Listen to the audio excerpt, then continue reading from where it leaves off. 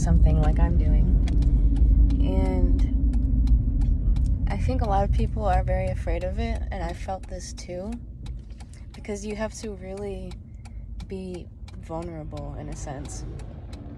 And one of the most interesting things that I was just thinking about is how something that's come up for me is because for me, making videos and sharing them online and having an online business is a part of my vehicle of expansion and evolution, because it's one of my greatest joys, and it also is like an ongoing challenge for me all the time, having to come out of my comfort zone. And this is especially for people who are very empathic, very shy, very sensitive, very quiet. I feel like there's a lot of quiet mystics on this channel, and I really understand, because I am, that's how I am naturally. So it's really always like feels intense oftentimes coming into the public arena of social media and sharing. But anyways, the point of this, one of the greatest things I've been realizing lately, because I've been feeling sort of like a lot of resistance in showing up online lately, and there's a few different reasons for this that I'm kind of working through, but one of them is it's asking me to really have to not just forgive myself, but forgive humanity. It's asking me to really open my heart up to humanity again, despite the times in my life that I feel like I've been very hurt by humanity. And I just wanted to share this because I feel like this is really relatable, and that's why I'm so grateful to have this platform, one of the many reasons. Because it's one thing to say, like, yeah, I forgive humanity, but to have a vehicle like this, no pun intended, but because I'm in the car, but it's so silly, but to have a vehicle of expansion like this, that I can't just like say that loftily, like I really have, like I have skin in the game, like I really have to move forward, like I really have to forgive humanity. And again, if you're watching this, I think everyone can relate to this, but especially the shy mystics or the empaths or the people who are care a lot about humanity, because that's a weird paradox, is like I feel like always, but especially in the past 5 years alone, if you're someone who's like really cared about humanity, interestingly enough, like the people who've cared about humanity the most are the ones that seem to get the most hate and get the most persecuted and shamed for whatever reason. I guess that's just part of like humanity's toxic shadow, just wanting to bite people's heads off that are actually trying to help them, and then wonder why everything is so messed up. The human condition, but that's what we're working on. Anyways, so it's just an invitation to, I guess, forgive humanity in your own way. And I don't know, I just want to share my experience, because it took me a while to get to the bottom of it. I was like, why am I so afraid of people? Like, why am I so afraid of people, man? At this point, because it's just like so much. You need so much strength and resilience to continue to show up as the person you are. And I just want to share that, because I'm not giving up on humanity. I am choosing to forgive, and to love them, and to love myself, and to love the parts of me that did feel hurt or persecuted by them, whether now or in the past or even in other lifetimes, who knows, because this stuff goes so deep. Let's see if there's anything else I want to say on that. It feels so good, it's so valid. The thing about it is, with forgiveness, it's sort of like realizing that your pain is valid, not bypassing that, but also coming to the realization that the best thing you can do is to forgive, so that way you can free yourself and you can free the one that hurt you. And it's a process, you know. A lot of these healing things, like, we want to force it and rush it, but sometimes it just takes a little bit of time to actually heal the wound, you know, and that's really okay. That's just part of the journey. And eventually you come to realize that,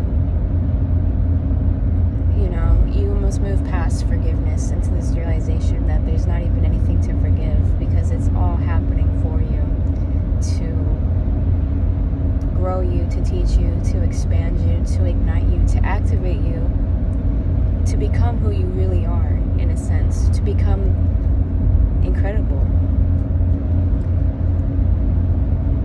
So yeah, I don't know. Again, for the people who I feel like there's a lot of people who will resonate with this. I mean, COVID was a great example alone, and that's just one thing of feeling so betrayed by your fellow man.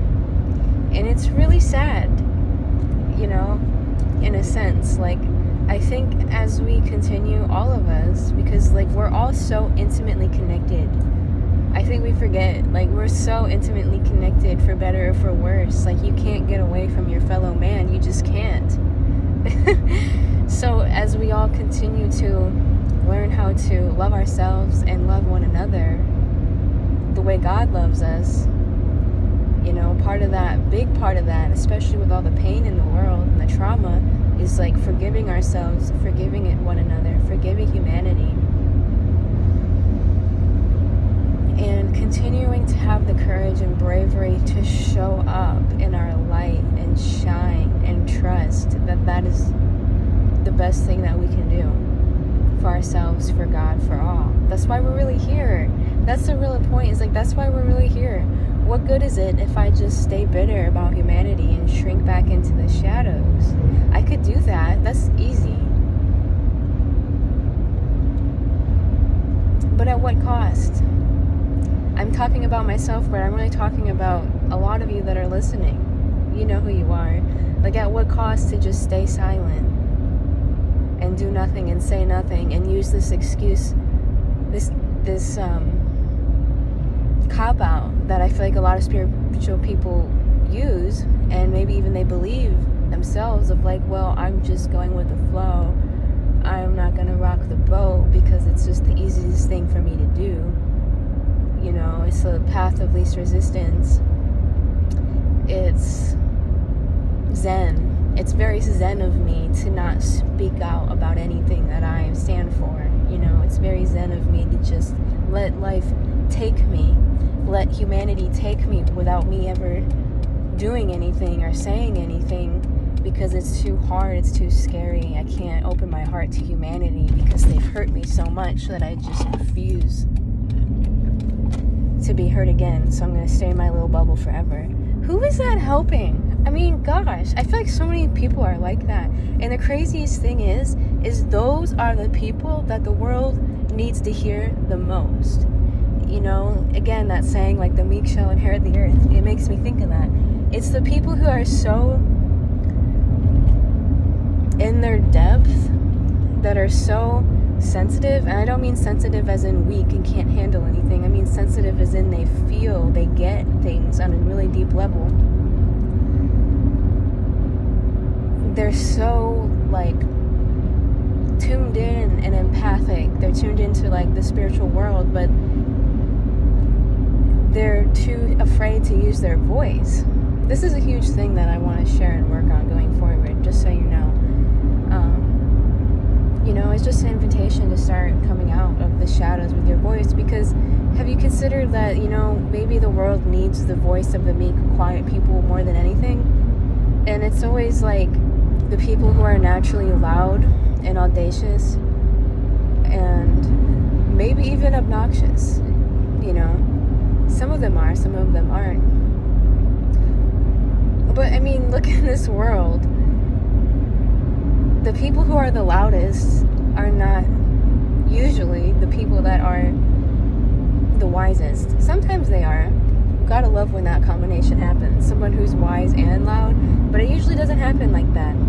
It's usually like the loud people who get all the attention regardless of what they're saying, you know, if you ever see the app TikTok, you'll see there's so much nonsense on there that people are proudly saying and subscribing to.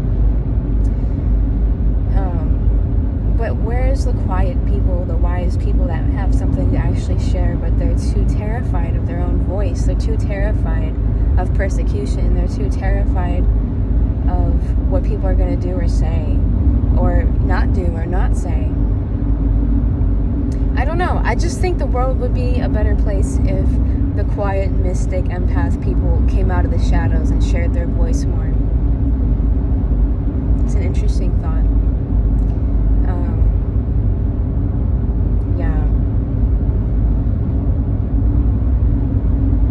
But, so I guess there's two little invitations, you know, to continue to open and activate your voice, and to forgive humanity and open your heart to humanity. Because why else are we here?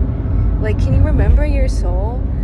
Why is it here? Did you really incarnate to just hide in the shadows? Maybe, but I doubt it. Did you really incarnate here to just let yourself become so bitter at humanity's shadow that you forget, like, the purpose and the mission of being here? To awaken humanity's beauty and light that's also there just as much, if not more, depending on where you look and what you believe and what you choose to believe. Just some food for thought.